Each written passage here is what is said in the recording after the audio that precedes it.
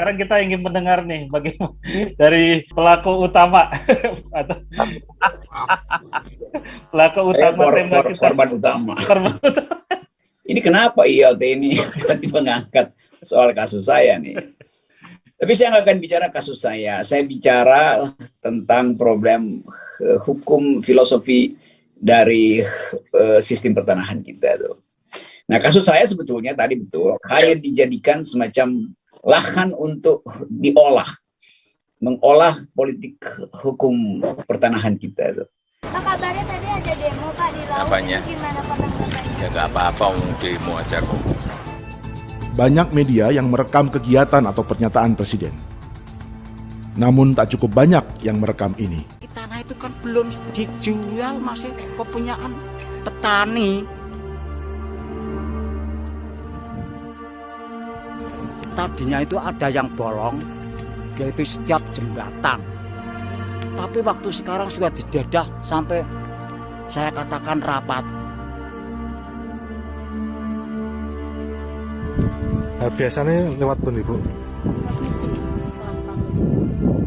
Arep menang-menangan dhewek kan no. Apa-apa kelir dek DPI sedoyo napa? Polisi ya polisi, tentara ya tentara, nyuwun dibakakan lah dutan saben. Dereng disadet dididei. Sampai mak bojone aku ki asli demi awak Indonesia iki awak Gusti mati ingin ana ki mancal donya Pak tolak peltu Pak mancal donya ki asli kok ora mikir malah kebuti peltu ya awak Gusti ya Allah rasane duduk. Kita melihat juga undang-undang pengadaan tanah untuk kepentingan umum yang sekarang masuk lagi di dalam undang-undang Omnibus Law. Apa yang mau saya katakan kawan-kawan? Perjuangan hukum dalam banyak kesempatan tidak cukup. Karena undang-undang itu bukan hanya hukum, tapi hanya wajah depan dari yang saya katakan kehendak untuk menguasai secara otoriter, kehendak untuk merampas hak-hak rakyat tanpa masuk ke pengadilan, tanpa mereka harus menjadi orang yang bersalah. Ketika kita masuk ke judicial review Mahkamah Konstitusi, mungkin akan membutuhkan 2, 3, hingga 5 tahun dengan ribuan ayat, dengan banyaknya para pemohon, dan selama 2, 3, 5 tahun undang-undang itu akan berlaku. Dia akan mengambil hak-hak petani di wilayah pesisir, dia akan mengambil tanah para petani, dia akan membuat kering air yang ada di kampung-kampung kita, dia akan membuat kerusakan lingkungan terjadi. Dan setelah semua itu terjadi, sudah terlambat apapun putusan dari Mahkamah Konstitusi. Rekam. Anak bergol paksa tak rekam. Aneh yang bergol paksa. Saya nak tahu Pak, masa Pak? Bisa Pak. Ada awal dulu. Aneh ja. Rekam dia. Aneh ja. Kenapa Pak yang dipaksa-paksa begini Pak? Apa masalahnya? Pak!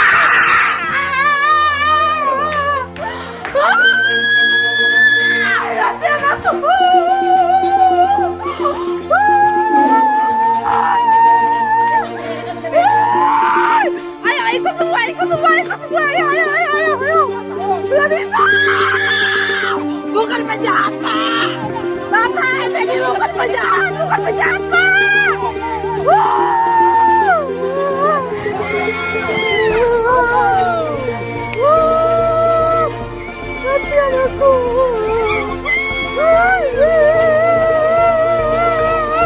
Cerita tentang penegakan hukum yang semena-mena kembali mengemuka di depan mata kita.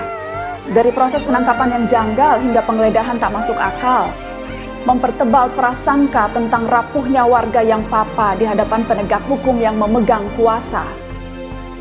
Kita jengah dengan hukum yang hanya tajam pada yang lemah, jangan sampai skeptisisme malah semakin mewabah. Mari kita simak lagi cerita-cerita pedih dari bawah, sembari mengingatkan penegak hukum agar tak pongah. Ya saya kata hati saya sakit, saya diperlakukan sangat kasar. Ya saya anggap itu seperti teroris saya. Tanggal 9. Kami tidak akan berhenti sampai proyek tambang ini berhenti. Tapi tolong saya diperhatikan. Mama saya sakit. Saya sudah lebih kurang dari 3 tahun berjuang untuk meminta keadilan ini. Tapi mana keadilannya? Saya tidak ada mendapatkan keadilan itu. Semua sia-sia. Saya sudah lakukan hearing di kantor DPR, tapi apa? Semua lempar bola. Semua menyembunyikan tangan. Nanti saya RT siapapun kalian, semuanya sama kalian. Gubernur semua sama. Tidak ada perhatian bupati.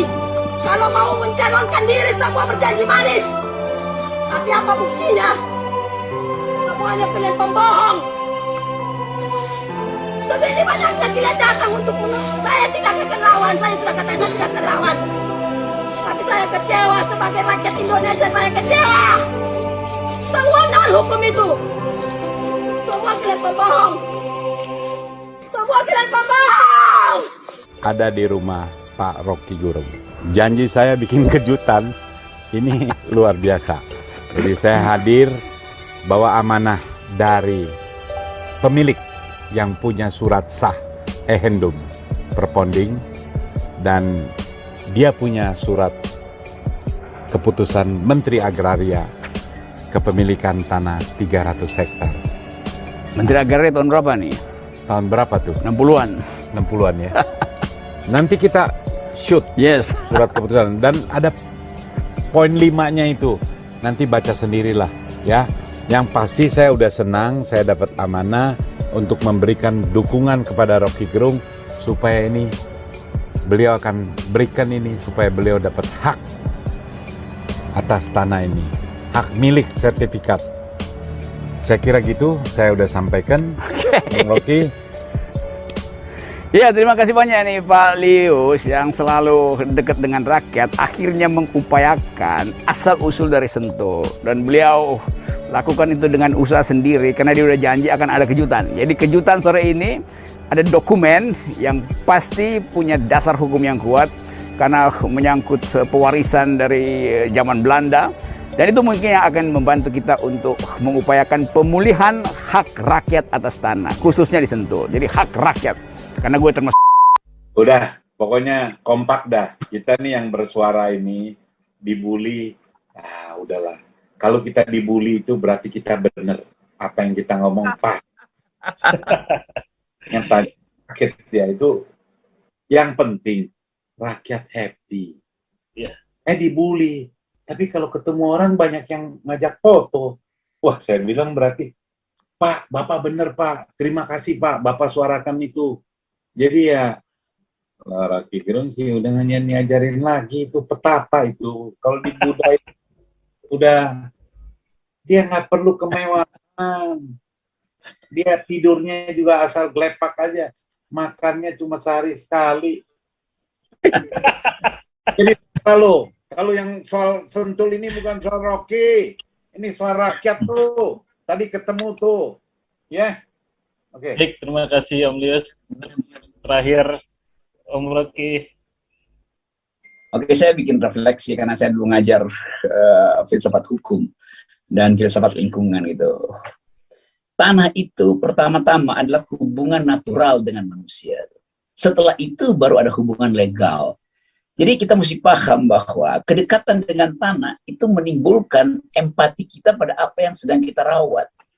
Nah, dalam soal tanah saya itu, saya nggak peduli dengan bangunan atau apa segala, karena itu saya tanam bermacam-macam jenis pohon agar supaya jangan seekor burung itu tidak punya hak untuk bersarang karena cemara ditebang gitu. Saya ingin agar supaya embun pagi bisa bertengger di pucuk pohon jeruk saya untuk menunggu matahari menguapkannya gitu dan menjadi atmosfer penuh oksigen. Saya ingin agar supaya lebah yang sering bersarang di tempat saya punya hak untuk bercumbu dengan bunga.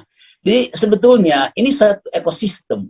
Jadi Sentul City menggusur satu ekosistem. Dan itu yang saya anggap kok dungu ya. Dan buser-buser itu nggak mengerti bahwa melindungi ekosistem itu artinya melindungi hak kita untuk hidup bersama dengan alam. Jadi standar etika kita itu yang palsu hari ini. Padahal sebetulnya nanti bulan November Pak Jokowi akan pergi ke Glasgow mengikuti sidang environmental lingkungan dan mesti mempertanggungjawabkan kenapa Indonesia minta menunda zero emission misalnya. Dan sebetulnya kalau kasus-kasus macam ini didengar oleh wartawan internasional, itu akan diganggu Pak Jokowi dengan video pendek atau wartawan internasional berbaris di Glasgow di Scotland dan berupaya untuk minta perhatian dunia itu. Jadi keadaan semacam ini nanti memalukan. Nanti ada berita dari Inggris bahwa Presiden Jokowi dibully karena menunda zero emission. Nah ini akan membuat orang membongkar lagi siapa sebetulnya di balik Sentul City. Itu soal kecil untuk menemukan. Lebih gila lagi siapa di balik 500 juta hektar tanah. Siapa di balik 76% penguasaan hutan Indonesia. Ini yang disebut analisa politik ekonomi.